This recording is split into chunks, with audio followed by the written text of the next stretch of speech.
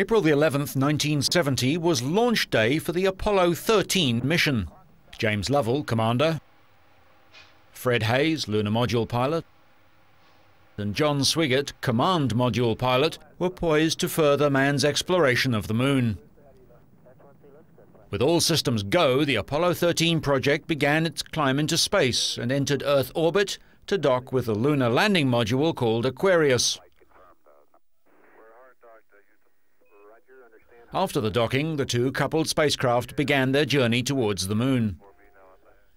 During the first 2 days, the crew ran into a couple of minor surprises, but at 55 hours and 55 minutes, it all started to go terribly wrong.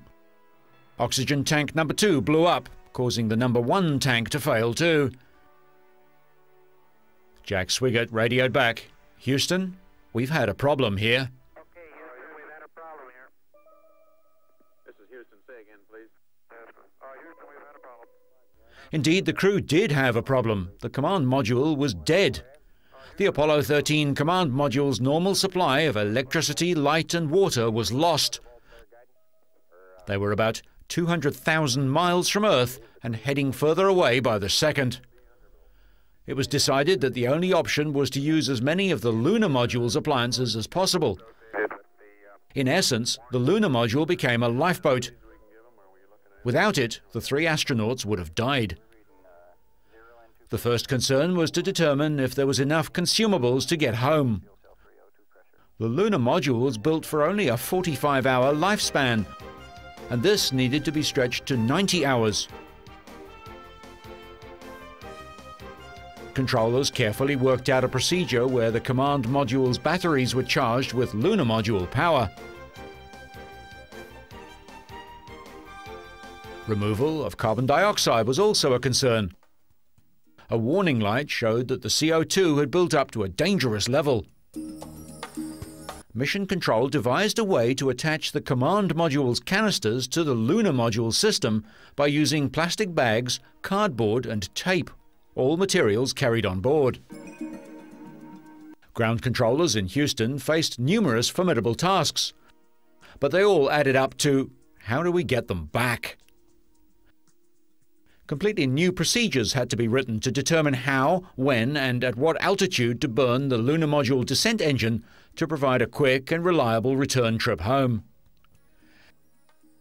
At this point, Apollo 13 was still on its way to the moon, and for any chance of success, it had to round the moon before it could return home.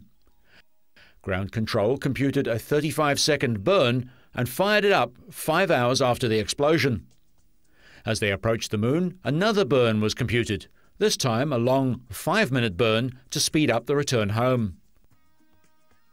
Now the craft was at least heading in the right direction, towards Earth. More problems were overcome on the way home, but the big moment was when the command module had to be powered up for re-entry. It was full of condensation, and electrical problems were a real concern. However, everything went as planned, and hopes were now high.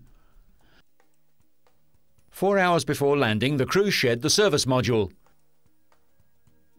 It was in this module that the explosion took place, and for the first time the astronauts could see the near-fatal damage that had crippled their command module.